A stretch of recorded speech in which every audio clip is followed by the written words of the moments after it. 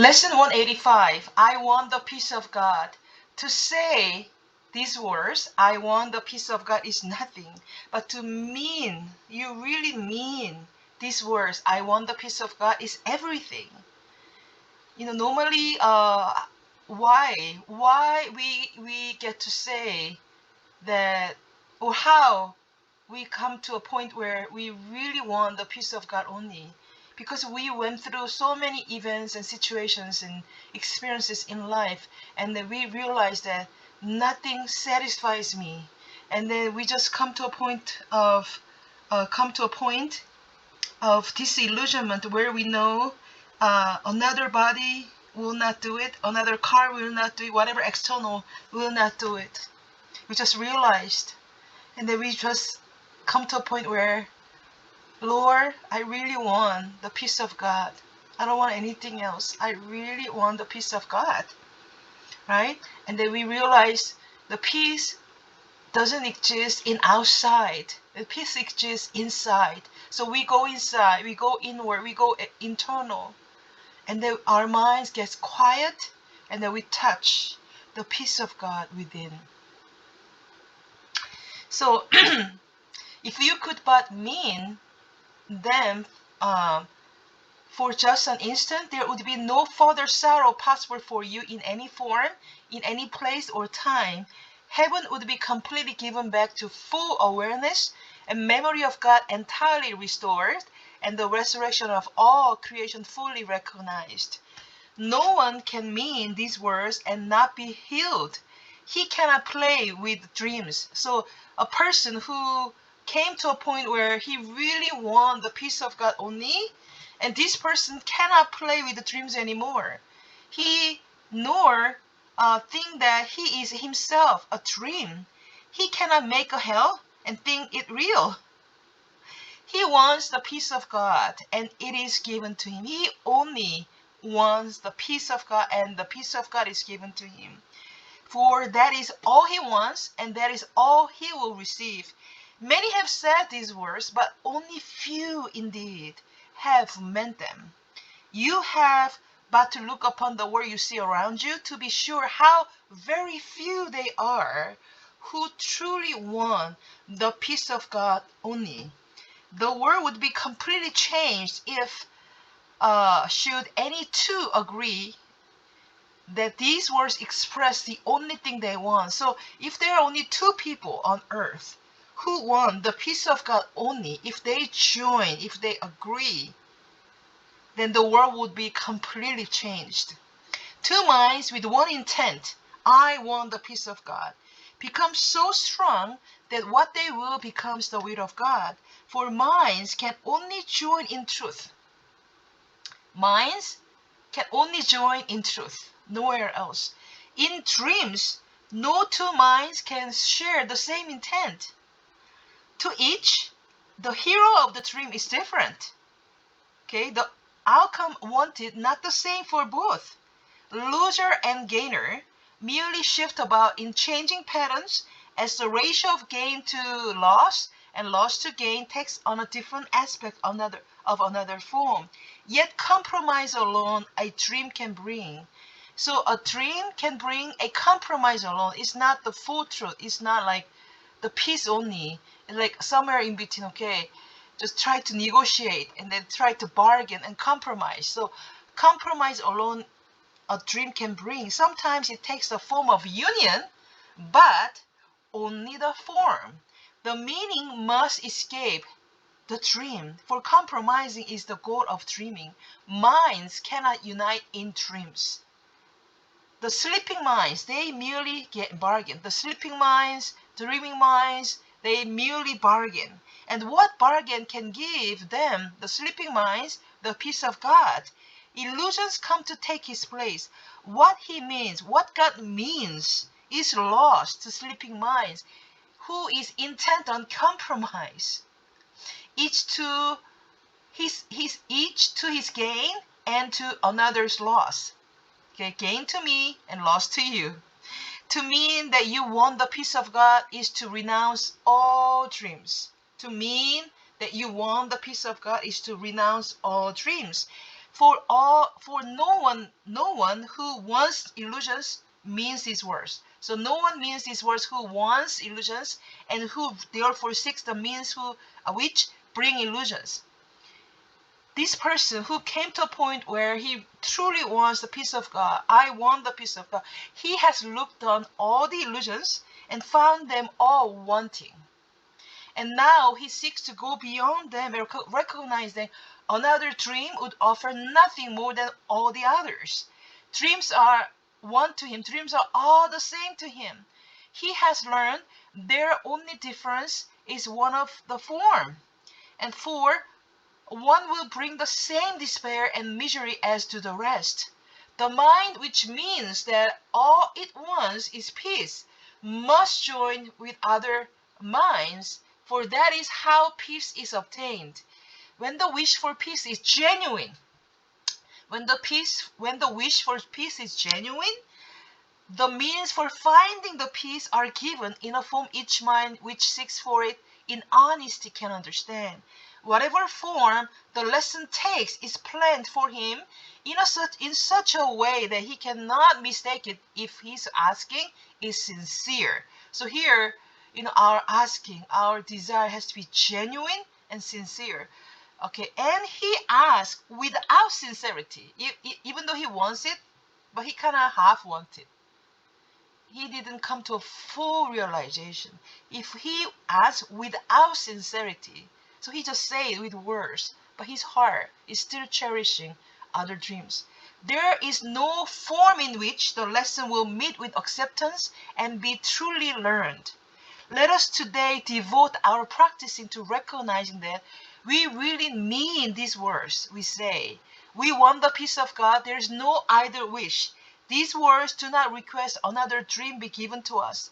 They do not ask for compromise, nor try to make another bargain in the hope that there may yet be one which can succeed where all the rest have failed.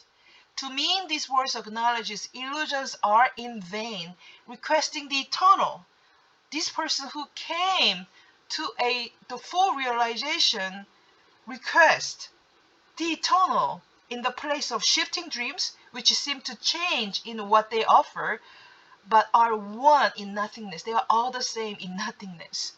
Today, devote your practice periods to careful searching of your mind to find the dreams you still cherish.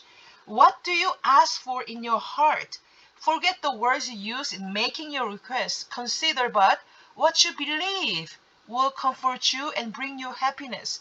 But be you not dismayed by lingering illusions, for their form is not what matters now.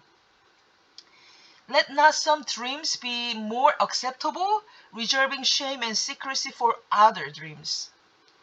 They are all the same. So, and being one, they are all the same. Being one question should be asked of all of them, all the egoic plans for our, happiness and peace. We have to ask this question to all the dreams. Is this what I would have in place of heaven and the peace of God? Is this what I would like to have, what I really want to have in place of heaven and the peace of God? And this is the choice. This is the choice you make. Okay? The choice is between wanting your ego's plan and the peace of God. This is the only choice we have to make. Okay, do we would like to choose ego's plan for our happiness or the peace of God? Be not deceived that it is otherwise. No compromise is possible in this. You choose God's peace or you have asked for dreams. And then dreams will come as you have asked, as you requested them. Yet will God's peace come just as certainly and to remain with you forever. The peace of God, it will not be gone. Peace of God will not be gone with every twist and turning of the road to reappear unrecognized in forms which shift and change with every step you take. You want the peace of God, and so do all who seem to seek for dreams as well. You want the peace of God, and also So do all who seem to seek for dreams, for them as well as for yourself. You ask but this, when you make this request with deep sincerity. So you have to make this request with deep sincerity. I truly want the peace of God only. For thus you reach. If we ask, if we make this request with deep sincerity, then we reach to what they really want. Even though they say, do things, differently, but what they truly want beneath, underneath, at the bottom of their heart. So we can reach to what they really want and join your own intent with what they seek above all things. They actually want the peace of God as well, perhaps unknown to them, but sure to you. But you got clear, but they are not clear. But you ask with deep sincerity. You have been weak at times, uncertain in your purpose, and unsure of what you wanted, where to look for it, and where to turn for help in the attempt. Help has been given to you. Yes, help has been given to you. And would you not avail yourself of it by sharing it? This is amazing. The help that has been given to us, I'm not able to avail, I'm not able to use it unless I share it. So I would like to avail myself of the help by sharing it. So when we share, the truth, we get to use the help. No one who truly seeks the peace of God can fail to find it. For he merely asks that he deceive himself no longer by denying to himself what is God's will. Who can remain unsatisfied who asks for what he has already? Who could be unanswered who requests an answer which is his to give? The peace of God is yours. For you it was created, given to you by his creator and established as his own eternal gift. The peace of God was created, and peace of God was given to you by his creator and established as his eternal gift. So peace of God is his own eternal gift. How can you fail when you but ask for what he wills for you? How could your request be limited to you alone? No gift of God can be unshared. So every gift of God is to be shared. So this attribute, so sharing, okay, that sets the gifts of God apart from every dream that ever seemed to take the place of truth. No one can lose and everyone must gain. Whenever any gift of God has been requested and received by anyone, God gives but to unite. To take away is meaningless to him, and when the taking away is as meaningless to you, you can be sure that you share one will with him and he with you. You will also know that you share one will with all your brothers whose intent is yours. So it is this one intent. What is the one intent? I want the peace of God. We seek today this one intent. I want the peace of God. Uniting our desires with the need of every heart. Maybe most of the heart that you are contacting may not know that their unique need is this, the peace of God. But we still unite our desire with the need of every heart, with the call of every mind, with the hope that lies beyond despair, with the love attack would hide. See, interesting. Many people will attack you. Many people will judge you, criticize you. But actually, it is the beyond the attack. There is a love. So we unite our desire with the love attack would hide. We unite our desire with the brotherhood that hate has sought to sever, but which still remains as God created it, and is perfect, whole, and complete.